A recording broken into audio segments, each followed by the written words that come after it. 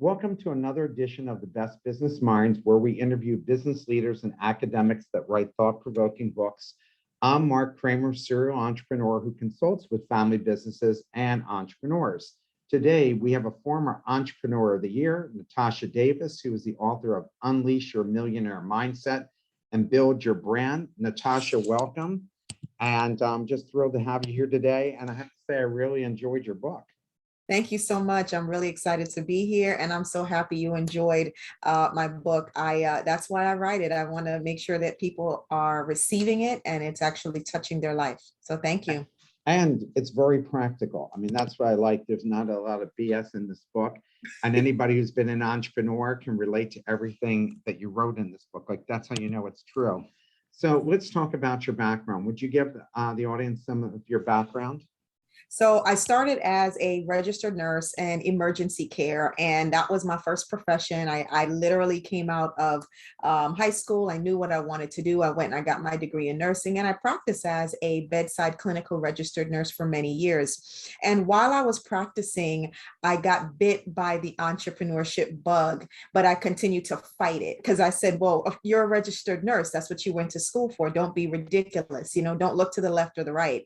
And so I kept looking, I kept gazing, and then I started to dip my toe into entrepreneurship, and I found out that I absolutely loved it. I found out that it was something that just resonated with me, and so I crossed over into being a business owner. Now, here's the truth of the matter of it, right, Mark? I didn't go full-time, full force into entrepreneurship because I really didn't know if this was really my thing. So I did it part-time and continued to love it, and found out that I was really, really, really good at it. I hit a crossroads where I felt like I was literally killing myself because I was working as a registered nurse, working as business. I had two different worlds, and I really got tired of it. And so I crossed over to full-time business ownership a little over 16 years ago.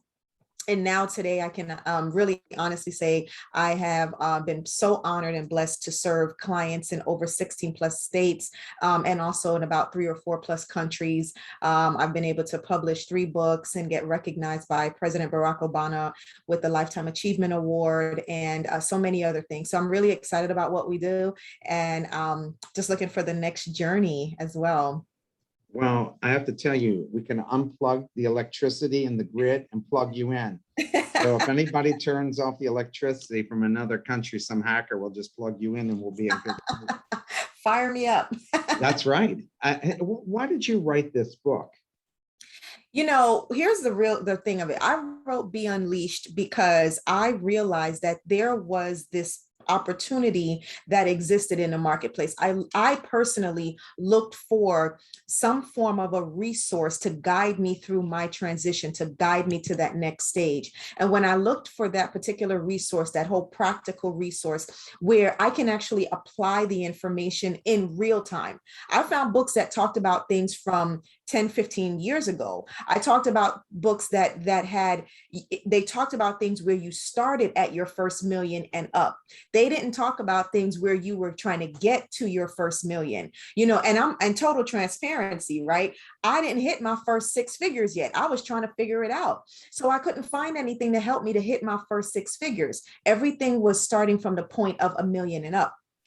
And so I said, well, something, as a problem solver, if I can't find it, I'm just going to go ahead and create it. So when I sat down and I started writing Be Unleashed, I wrote it with the intent that I'm sitting down and I'm talking to a fellow person one-on-one. And so I didn't write it with the intent that I was speaking to the world. I wrote it with the intent that I was sitting across the table from someone, and I was literally digesting, how did I go from point A to point B? Here are the learning lessons. Here are the things that I learned along the way. The key thing that I discovered is when we step into entrepreneurship, people forget to tell us the truth. They lie. They lie. They do. They forget to tell us the truth. They forget to tell us that our family's not going to support us. They forget to tell us that, something, if you don't be careful, you're not going to get paid first. They forget to tell us that, the workforce will not be committed to you. They forget to tell us that you're going to lose sleep. You have agreed to forfeit sleep for the next however. If they told you that, you wouldn't do it. Right. It's like they forget to tell you these things, right? They forget to tell you that you're going to give more than you're going to get in the beginning. They forget to tell you that your business won't be as good to you as you've been to it. And so when I got to the place where I figured this thing out, I said, you know what? I need to help other people to be unleashed, because the worst thing that can happen is you have this big, great vision and this awesome goal, and you want to accomplish it, but you keep getting knocked down. You keep getting punched in the chin. You keep getting slapped. And after a while, if you get knocked down enough and you don't have a way to figure out how to get back up, what do? You stop getting up. You stop getting up. And so I don't want entrepreneurs who have a true heart and passion to have a viable, profitable, sustainable business to ever get knocked down and not know how to get back up. That's why I wrote Be Unleashed.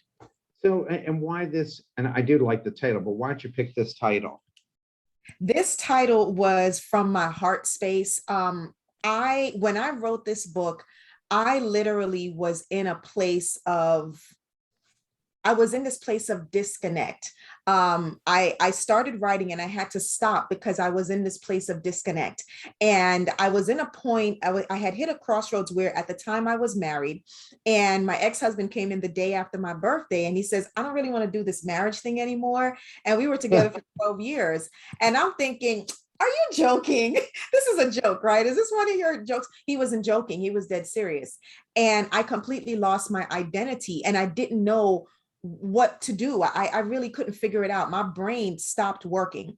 And it was at the point where I came to the place where I remember this one day, clear as day. I was on my sofa. I just felt defeated, right, Mark? I was defeated. I felt like, just screw it, throw my hands up in the air, screw it. I mean, everything, nothing was working.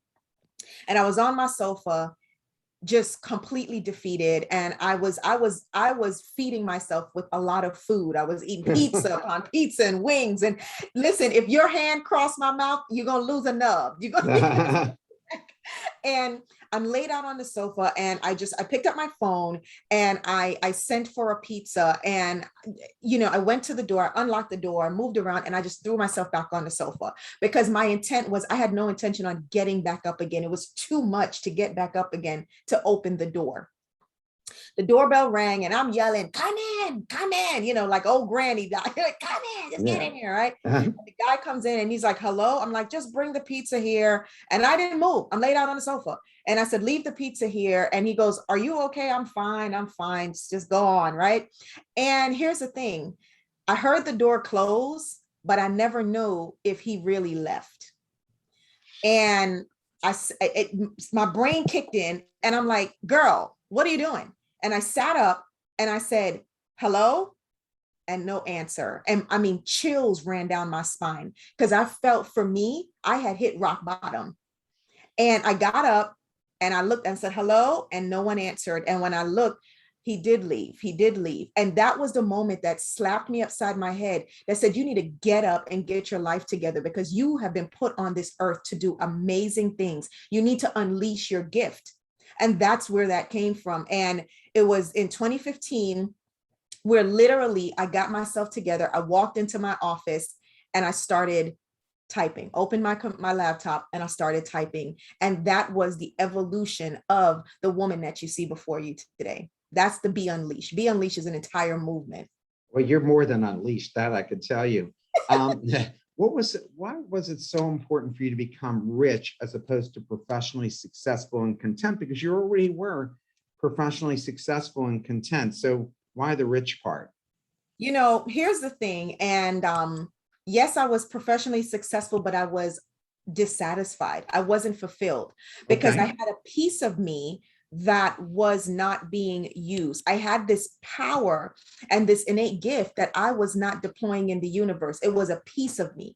And so, to be honest though, Mark, it wasn't even that I set out to be rich. I set out to be powerful and effective. And so along came that was with the wealth that came along with that. And so what I actually set out to do was to take all the awesomeness that I have been gifted with and to deploy it out into the universe.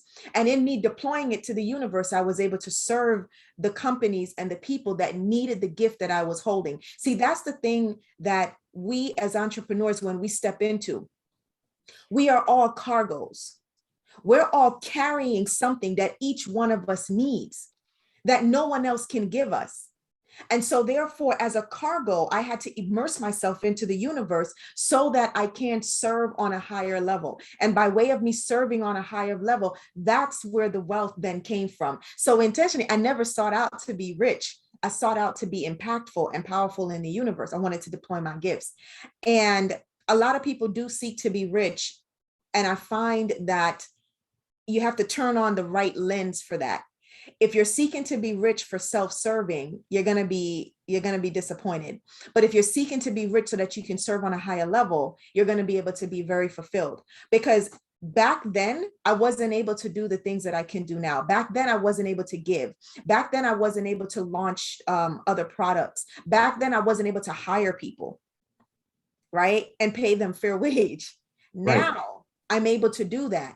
And so that is the difference. When we have the money to do the things to make an impact, that is why we need to be unleashed. That's why we need to have those set targets to get there, especially as we journey from being a solopreneur to shifting to being a CEO. Not only is there a mental journey, there's also a financial journey as well. And we have to hit those marks and those targets as well. So what's the difference between, and you talk about this in the book, what's the difference between being self-employed and being a businesswoman?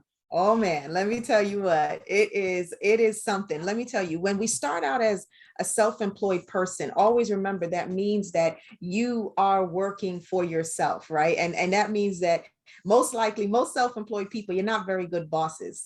You're not really that good, right? You're wearing Right. way too many hats, right? So when we step into being self-employed or like a solopreneur, it's just you yourself, right? And normally what happened is you really don't have any solid structure. You're just kind of flying by the seat of your pants. You're working, you're giving everything you have, but you don't really have a clear vision.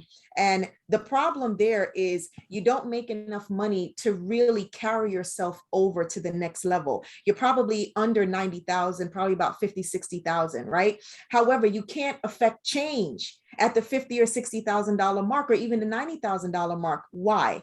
Because your business will cost you money every single day of the month. Every single day of the month, whether you have a customer or not. But you don't make enough to pay you, pay somebody else, pay the business, right? And so being a solopreneur is a place that we all start at, but you have to evolve to push through it. Now, when we step and we start to move along the threshold, then we journey to entrepreneurship, and then we journey to co-creator, and then we journey down through business owner and CEO. Once you get through that journey and you hit the CEO level, that's where you've cracked the $1 million mark, and you're probably doing about 1 to 3 million. But here's what's the difference. Now there's infrastructure, there's systems and processes. You're able to touch other ventures, launch other projects that you have. And on top of that, the company can run without you. I remember the time where I couldn't go not even 4 hours without the company running without me. Now I can go away for a whole month and the business will continue to operate without my presence. I don't have to touch it every day. One of the guests in the audience is wondering, Mark, I'm wondering about her background in nursing, all the effort and time she spent studying to be a nurse. Did she incorporate that into her career or leave it all behind? Oh my goodness. Thank you for asking that question. I sunk my teeth into it and I hung on to it and I drug it over into my business world. My nursing background as an emergency nurse taught me to do a lot of things. It taught me to be a critical thinker. It taught me to be a problem solver. It taught me to have empathy and compassion, but it also taught me to look at people as a whole unit as opposed to pieces. So now when I crossed over into business, I brought those same exact principles over. So what I tell people is back then I was saving lives. Now I'm saving companies. And so I brought the two principles, I merged them together. Here's the piece of the puzzle that we always want to remember. Every experience that we have encountered in life, both personally and professionally, has groomed us to be a better business owner along the way. So we don't have to leave anything on the table. Everything that I learned and got my master's in nursing and got my master's in business. And now I'm actually studying law. So I'll be an attorney in a couple of years. Let me tell you something. Everything that I've learned from beginning, it has brought me to the place where I can be who I am today. That's why I've earned the title, the chief visionary. I've earned the title, when clients see me, they call me their angel. I mean, I just blush, I get to blush when I hear that, but it warms my soul because that means I have put everything together, packaged it, and then I'm now able to serve people on a higher level. So no, everything came with me, everything. Did you find it hard to be taken seriously as a Black woman running a business? I mean, Oh women yeah. in general have a hard time, but being also Black on top of it. Oh yeah. Oh yeah. I sure did. Let And me how tell did you convince people to take you seriously? you know what I did? And I remember, I'll give you a perfect story. I remember I was in a meeting and I'm the only, first of all, I was the only Black woman there and the only woman, period. All right. So on top of that, I had a double-edged sword coming on here, right? So I'm sitting here and I'm brought in as the strategist. And I remember there was a gentleman there, he looked at me, older gentleman, white gentleman, been around for a while. He looked at me, he goes, "What do you know about strategy anyway?" And I just looked at him. I said, "Well, I know enough to be sitting in this seat." And he goes, "But you're a nurse." I said, "Indeed." And I said, "So if you have a heart attack, I can help you. And if your business doesn't sustain, I can help it." And so they didn't really, he didn't like my response, but everyone else did. Yeah. And that particular day helped me to remember, something, I will never compete for my seat at the table based on color or gender. I will always compete and claim my seat at the table based on my intellectual property and my ability to get results. And so as a Black woman and also a Caribbean, because I'm Jamaican, right? So as a Caribbean woman stepping into that role, I'm always faced with the whole, what do you know anyway? Can you really do it? I've had people question me about my ability to actually get results, even though they have seen it and whatever. I have questioned it. And I usually let them get their question out. And then I actually turn the tables and pose it back to them. If you were able to solve these issues without me, why am I here? And why do you still have the problem? And so when I leave it there, they're like, "Well, she's a cheeky one, isn't she?" That's part of your charm. So what was the hardest part of going from employee to employer? Mindset, the mindset. Going from employee. So here's what I remember. I remember I was here, when I came to, I'm sitting at my desk. And, that was back in the day, y'all, when you had phones on the desk, like physical phones you can pick up. Yeah. So here, I'm sitting at my desk and I got this phone, I got a phone line, and I am waiting for the phone to ring. The phone's not ringing. And I'm like, did the bill get paid? I'm picking it up, listening for the dial tone. It's working. And then I'm like, what's wrong? Why is no one calling me? And I realized, hello, Goofy, you have still been sitting in the place as an employee, more so as a nurse. And let me tell you what I mean. As a nurse, I never had to hunt for anything. I didn't have to hunt for patients to come in. If you needed me, you knew where to find me. So therefore, when I stepped into business, I kept that same mindset. I never transitioned. And so here I am sitting in my office and I'm like, if you need me, come find me. Well, how many of you know that is not going to work in business? you need to go let some people know that you're available for service and for hire. And so that was the biggest thing. It was mindset. You know what? We all heard about imposter syndrome, right? We all heard about imposter syndrome. That is real. That is real, because until you learn how to tell yourself who you are and where you're going, there's a phrase that I stepped into. It's called I have, I am, and I must. And whenever I feel that shift of, okay, am I qualified? Yeah, you know what? Natasha, you better get it together. I have done this. I am qualified. I must accomplish. So, you have to begin to feed yourself that way. But mindset will be the biggest thing and the primary thing that will shackle someone down from moving forward to the next level. I remember I woke up one day, I probably was doing about 200,000 and I was hanging out there for a long time. And I didn't like it because I felt that I was worthy of more because I'm deserving of more. And I asked myself, what is wrong with you? What's stopping you from getting to 500,000? Are you not worthy? Do you not have the skill set? Are you missing some kind of intellectual what do you need to get to your first 500,000? What is your problem? And I sat down and I tried to put all the cute little excuses. None of them made sense. It was mindset.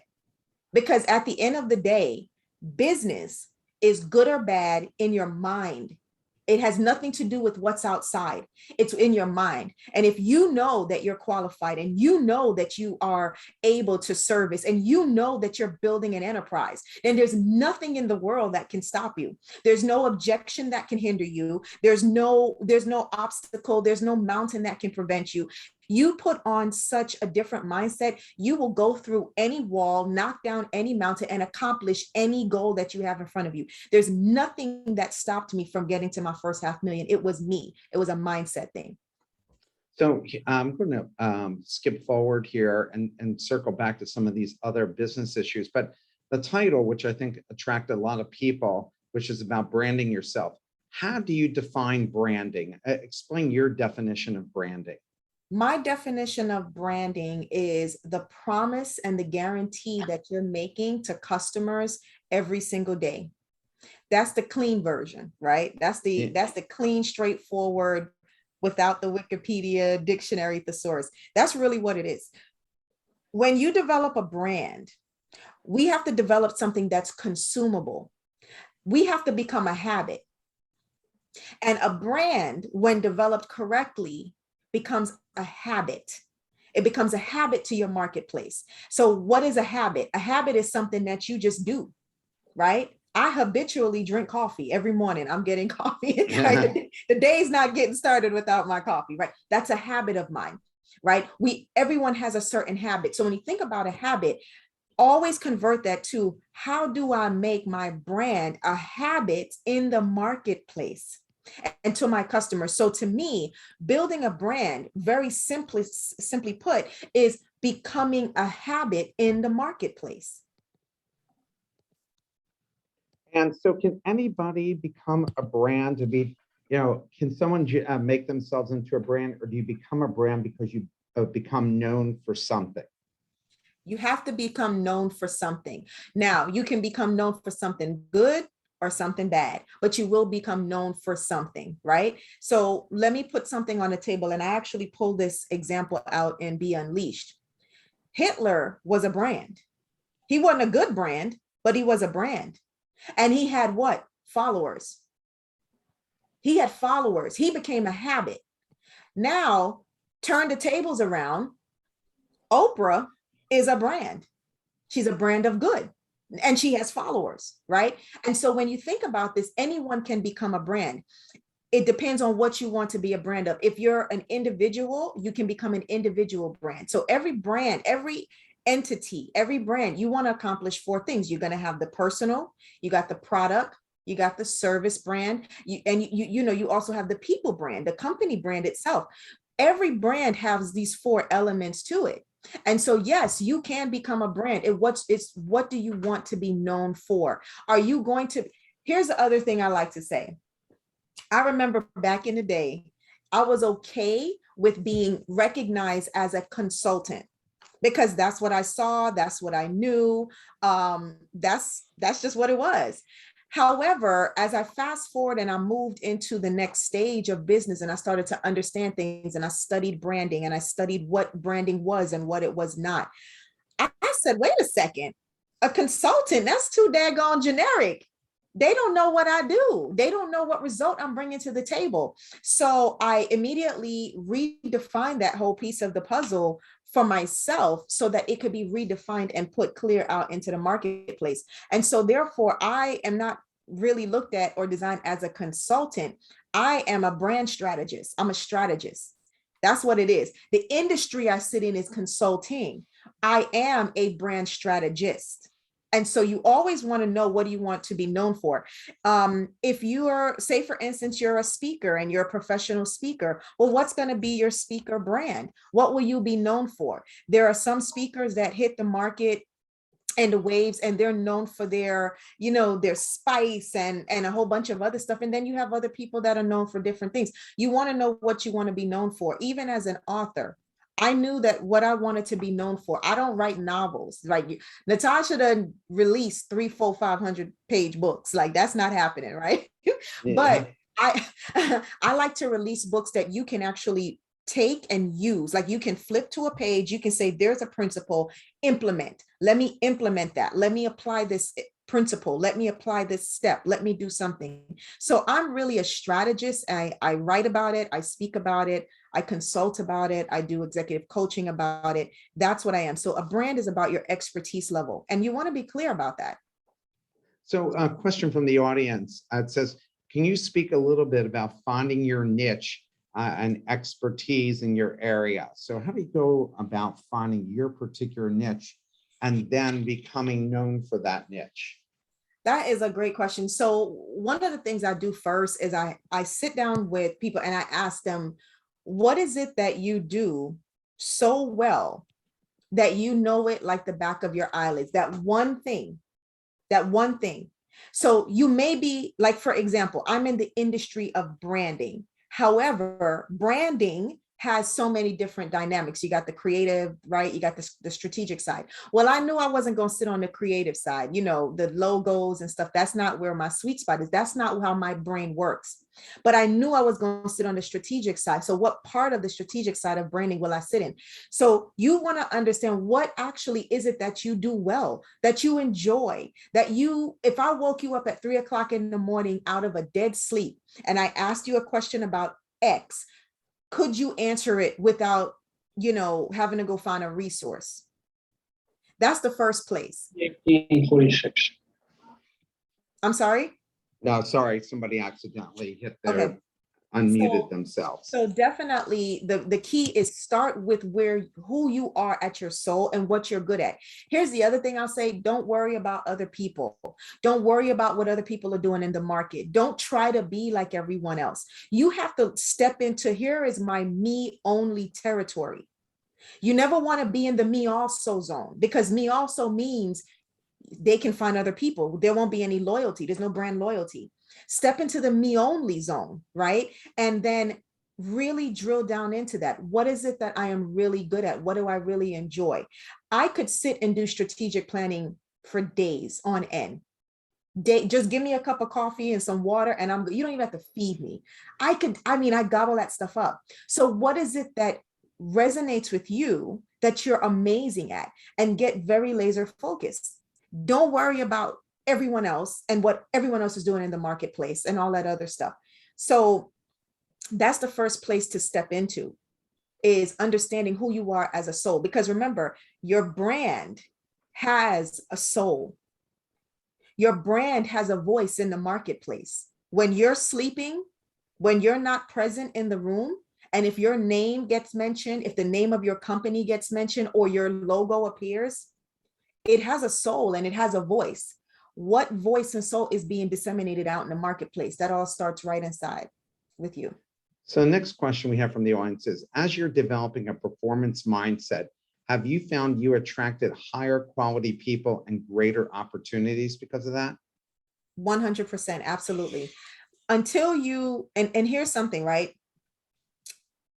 We as entrepreneurs have to stop and take a very transparent look within. And you want to be so transparent and honest with yourself and say, all right, Natasha, with what you're doing, would you hire you? And you want to answer that from an honest place, not from that, of course I would. Would you hire you, behaving the way you are, thinking the way you are, producing the way you are? Would you hire you? And then you want to lean into, what am I really amazing at? And do I deserve to serve people with my gifts? When you can get to that, your brain shifts. Because remember, what did I tell you? Business is good here in the mind. It's not good or bad outside. It's good or bad right here inside my mind. I remember when I first started, I would never dream of charging what I charge now for an hour of my time, or for just to consult with me. It was way off the table. It's not happening, right? I would never, even for speaking, I never even was there. I remember, guys, when I was happy with getting $75 an hour, and I was like, woohoo, score, made it. Yet still, when I came to the table and I delivered the service, the people that I was serving were making thousands of dollars off of the service I came off of my intellectual property, off of my skill. And I sat down and I said, okay, wait a second. There's an uneven, like, it's uneven here. I'm only charging you $75, but with the information I gave you in that hour, you just made 5,000. That's a problem, right? All these degrees that I have to pay for, all these degrees on my wall, they ain't cheap. I'm still paying for them. That's an investment, right? So yeah. It's an investment. So you definitely in your mind, remember at all times, business is good or bad inside your mind. It's not good or bad outside. But how did you manage to stop shortchanging yourself? I mean, you said $75 an hour, and maybe you're now charging $300 an hour. I don't know what you're charging now, but I think most people undervalue themselves. They're afraid to ask for too much. Yeah. And so how did you figure out how to ask what you really were worth, and how long did that take? I'll start with the last question. That took a while. The first 4 years in business was pure hell. I didn't know what I was doing. And again, I was still thinking like an employee, right? And I didn't really understand. So the first 4 years was pure hell. Let me tell you, when the moment the light bulb hit me so hard that I couldn't ignore it anymore. I was contacted by an individual and they were asking for me to help them with strategy. Oh, I'll take you to lunch and whatever. I'm like, all right, cool, whatever. I like to eat. We went to lunch and the gentleman we were sitting there and we were talking about strategy, and I'm literally like just pouring out all these great strategies. And he said to me, oh, geez, I just love you. I love what you do. This is great. I'm not going to be able to pay you though. So I just, I'm so sorry I can't pay you. And I'm like, well, okay, I guess, and I wasn't happy about it. But then I was like, well, he said he couldn't pay me, but at least I gave him my awesome skills. And I remember he said, oh, I almost forgot. By the way, do you know anyone that can do like a logo for me? I'm like, yeah, sure. I can definitely. So I called up my logo associate and I said, hey, my graphic designer. I said, hey, are you open to do a logo? It's a custom logo. And so I put them on speakerphone and they're talking and he's talking, oh, I need a logo. I need this, I need that. And I know what my graphics guy charges. And then anyway, he says, oh yeah, that's going to run you about $1,500. And he goes, oh, okay, great. Can I send you that money now? I don't have any money for you. I said, am I on candid camera? And so I was totally punked. And I tell you, at that moment, that man Zelled my graphic $1,500, Johnny on the spot. Now, keep in mind, at the time, remember, I didn't know much. My price was low. I was only going to charge him $750. That's what my price would have been for the service he was asking for. He coughed up $1,500 without the blink of an eye for a graphic design. I said, okay, I got in my car fuming. I was annoyed with him, but I was pissed with myself. And I said, you know something? Never again will that happen. That was the absolute defining moment for me, where I realized I allowed people to devalue me. That was me. I did that by choice, because I never required them to understand my worth and my value. I stepped into that. And so I took responsibility for that. And that's when I turned the tables, and it was game on ever since.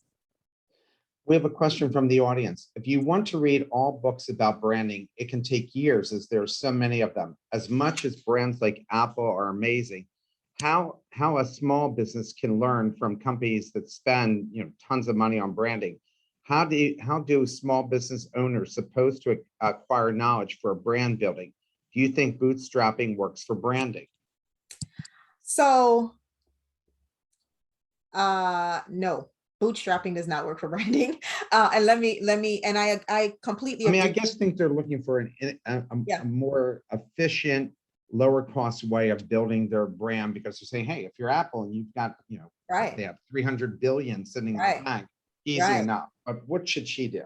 Yeah, and I'm gonna give it to you. I'm gonna give it to you, right? So the first thing I would say is with your brand will always be your guiding light. That's gonna be the thing that's gonna set you apart. So you don't want to, in terms of bootstrap, you can bootstrap up to a certain point, but no, you can't bootstrap too much. So let me kind of give it to you a little bit. I agree, because I said earlier, every time I went looking for a brand book, it always talked about, it started from the point of millions and up. It never started from 50,000, 100,000. It never started there. That's why I wrote Be Unleashed, right? That's why I wrote my third book. That's why I wrote it.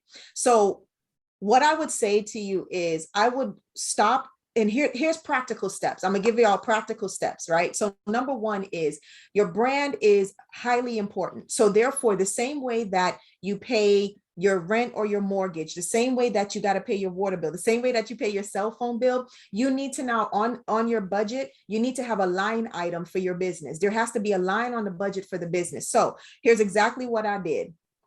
Number one, on my budget of how I'm going to spend to grow my business, I had a line item. I budgeted money for brand development, business development for my business. So every time I got paid, money went to that bank account so I can fund it. Now, I didn't start with this beautiful website and the beautiful logos or whatever. I started out with what I could, but I knew it needed to get better. So I funded it. I self-funded it, and I knew I self-funded it. That's the other thing. My current company and my other two companies are self-funded. I have not taken any investors or anything. This is the same methodology I did. When we start talking about branding, I want you to think of the strategic aspect of it.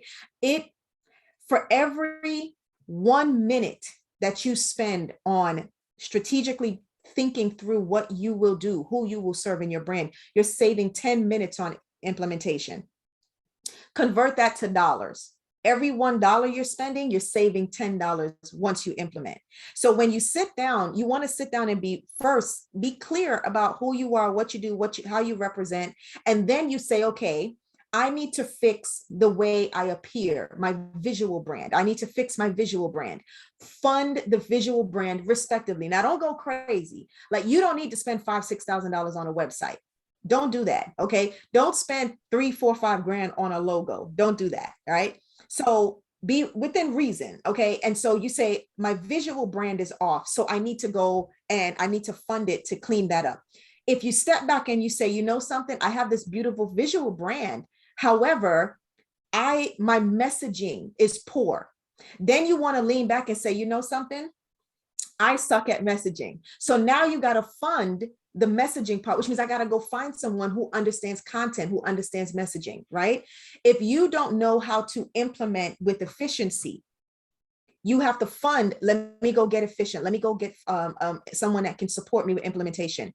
Every time I invested in myself as a person, and also in the brand, my business grew and got better. There's absolutely no way I would have been able to be where I am today and where I'm going had I not began to think, let me fund it little by little. Let me fund it. So if you need 5,000, how are you going to fund it? If you need 2,000, how are you going to fund it?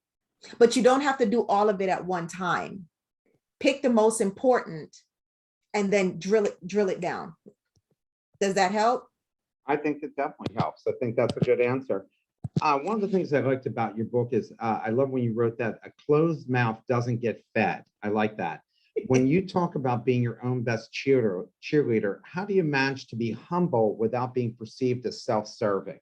Yes, being yes, authentic. yeah. Okay, either you're a humble person or you're not, right? It's kind of like one of those things, right? If you're arrogant, you're arrogant. If you're humble, right? It's one of those things. But here's what I will say. And y'all are going to be like, is she crazy? No, I'm not. Let me tell you something. At least once a month, I read my bio out loud to myself. At least once a month, I rattle off the things that I've been able to accomplish at least once a month. You know why? It reaffirms me. Because on the days when it's going to be hard, on the days when you're getting no, no, thank you. No, I want to cancel service. No, I need to cancel service. No, I don't want, stop calling me. Or you just get the infamous click. Yeah. Hang up on you, right? You need something to fill your cup back. You can't wait until you're completely depleted and empty, then you want to start filling up. You're too far down. So at least once a month, and sometimes more, I will reaffirm me and I will read my bio out loud back to myself. I will read off my accomplishments back to myself. And you know what happens when I'm finished? It is I am ready. I'm about to conquer the world. But it reminds me of who I am. So no matter what, when I step out into the universe, those things do not define me. You see what I mean? And so then I also meditate. I meditate in the morning. I do devotional in the morning. It grounds me. It really grounds me. And I am just naturally a humble person. The other thing I do is I still get my hands dirty. I will still pick up the phone and do cold calls. I will still do the cold emailing. I will still go out and do networking. I will stuff envelopes. I will write letters. I will even lean in sometime and develop an email campaign. I will do it. I still get my hands dirty. For me, that's what keeps me grounded and humble, because I am not so removed from things that I forget what it was. I tell my team, anytime I bring on a new team and things like that, I always tell them, I said, let me explain something to you. There is nothing that I will ever ask you to do that I have not and I will not do. So if I give you a task, I don't care how overwhelming or grimy it is or annoying it is or frustrating it, whatever. At the end of the day, always remember, I will never assign a task to you that I have not done or I will not do. That's what keeps me humble. So I keep my hands dirty. So we have a whole bunch of questions that we have to get through here from the audience.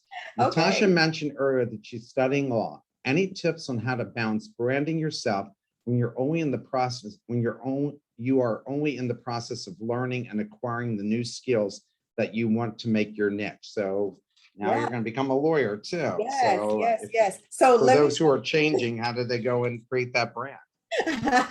So again, through a place of intention, this decision was very intentional.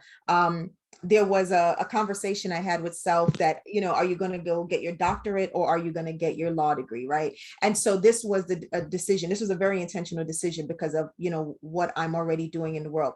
So to be honest, this is probably the first public, Marc, you're the first public platform that I've even announced this on. So you got the exclusive on it. Dude, yes. Got the exclusive on it. So me knowing where I'm going and how I'm leaning into and who I am from the very beginning, this is just a natural fit. So I don't have to rebrand myself because it's just a natural fit. The other thing is, I would say is, when you're learning something, the best way to become the best teacher of something is to teach it. So when you learn it, you get a handle on it, teach it. Even in a small set, you can do it in a small webinar setting.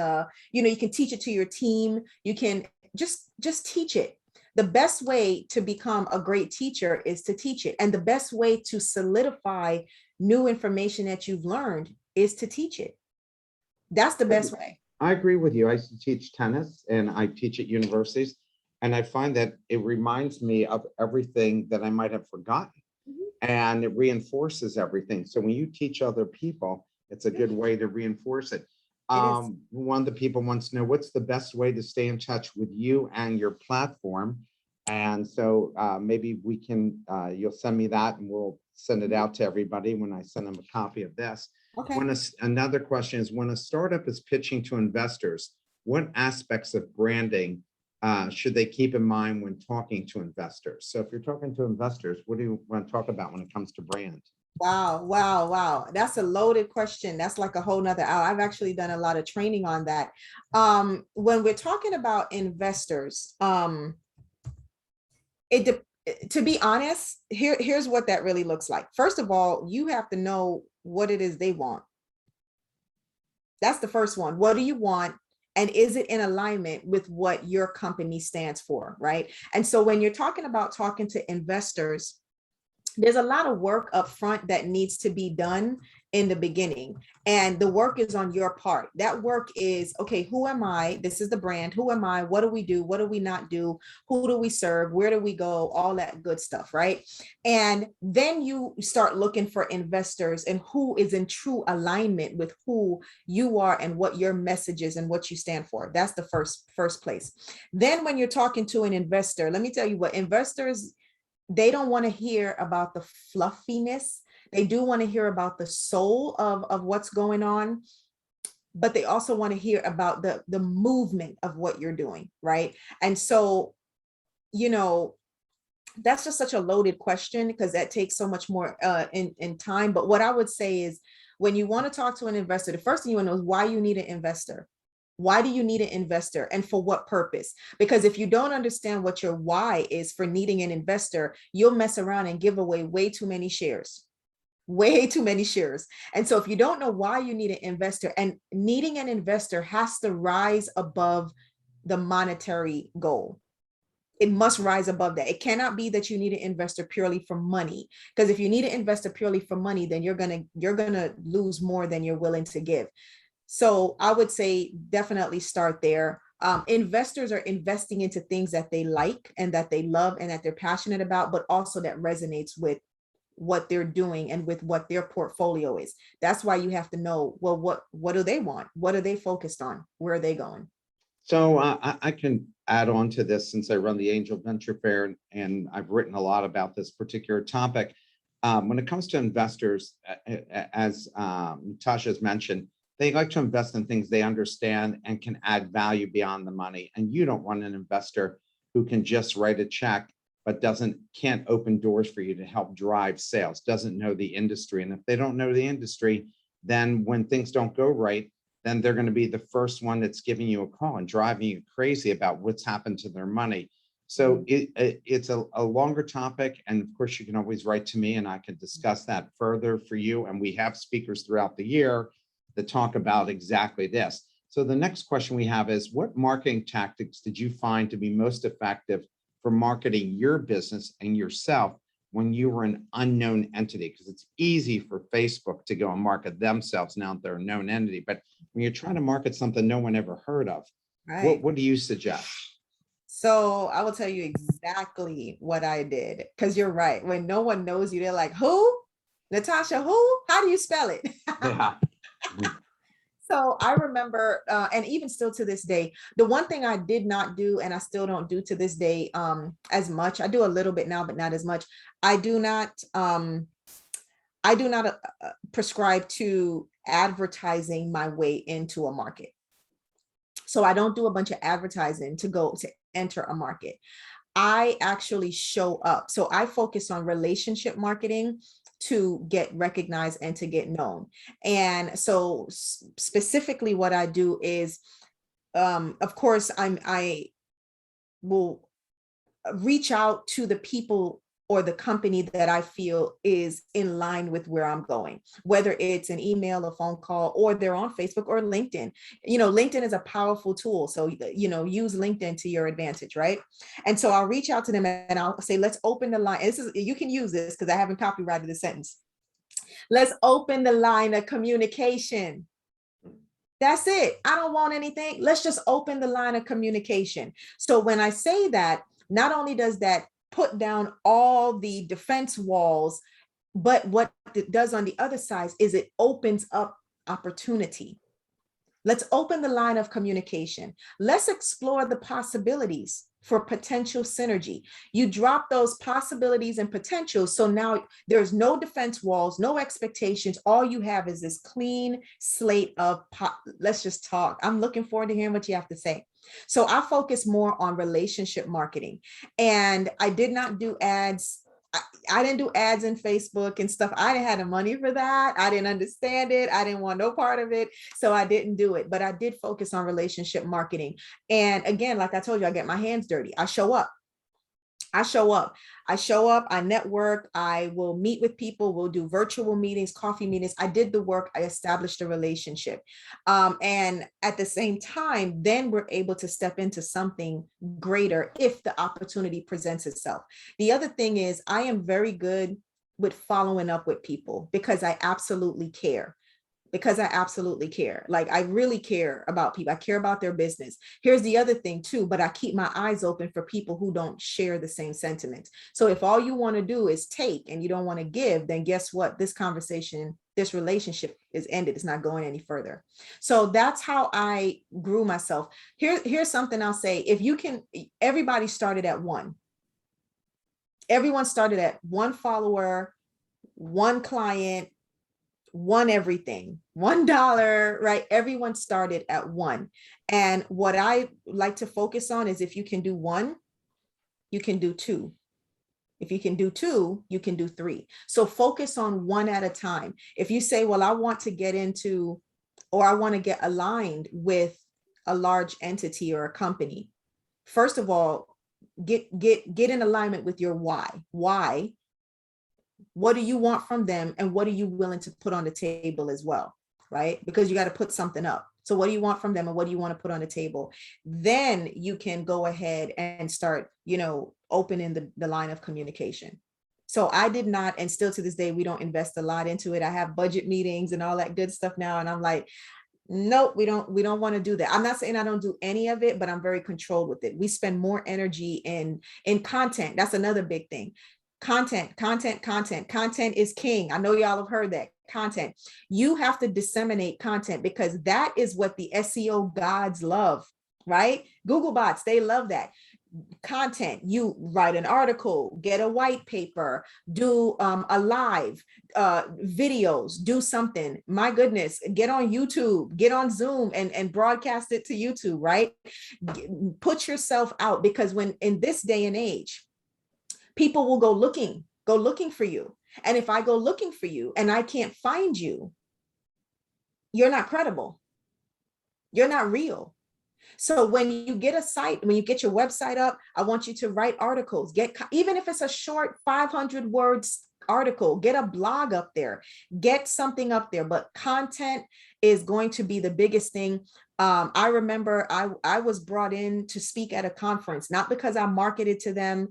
They were looking for someone that specialized in branding, specifically strategic branding, which not a lot of people look for, right? It was a blog that I had disseminated, and also it was videos they found of me on YouTube. Content is king. So I don't do a lot of paid advertising. My business model doesn't require that. I do some, but not a lot. I have a very, very small budget. I'm not saying you shouldn't. I'm just saying that's what I do. I'm in agreement with you on because I run a national comm for American City Business Journals. And when I started this podcast, I had no idea that people would climb on to we now have people from 51 countries that listen in to this. But you're right about that. That's helped. One of the things I thought I'd point out about LinkedIn is you make these great connections on LinkedIn, which I think is great. But if you think you're going to move the dial by joining LinkedIn groups and posting things, I found that it moved nothing. And I remember when I interviewed John Chambers on this show, and I told him I marketed you out to 3.2 million people. And he goes, and you just wasted all your time with all those groups to 3.2 million because we'll be lucky if we have one person. He said, my people tried using LinkedIn groups and found they were a total waste of time. And I tested it for about 6 months and I found we got no one. When I posted on my own LinkedIn with my own 12,000 plus followers, I got people who joined the podcast or read the articles or whatever. So I think you really have to study the medium and understand what that will do. You wrote this, another myth that most entrepreneurs think, and I think this will be almost down to, we only have 7 minutes left. Okay. Another myth that most entrepreneurs think they all need to do is send out email blast and post on Facebook and buyers will come. Did you believe that when you did? Did you believe that in the beginning and what did you learn? Oh, heck yeah, of course. I'm like, let me put this one post up. Let me send this little email blast out. And I sat there and the phone didn't ring. I was like, where the people at? So you have to, there's more to it. You got to put a little bit more sweat equity into it. And like I said, you just have to show up. You got to show up on LinkedIn more than just throw a post and disappear. Engage on it. When you, do email marketing, you actually need to have a plan. Like what is your email marketing strategy? in August, we used to do this in October and we moved it up to August. My company, we go away for our strategic planning week. And all I do is we do heavy deep dive strategic planning. What is going to be our email marketing focus for the year? What is going to be our annual promotions? What products or services are we working on? Are we launching, or are we retiring? What product do we need to give more attention to?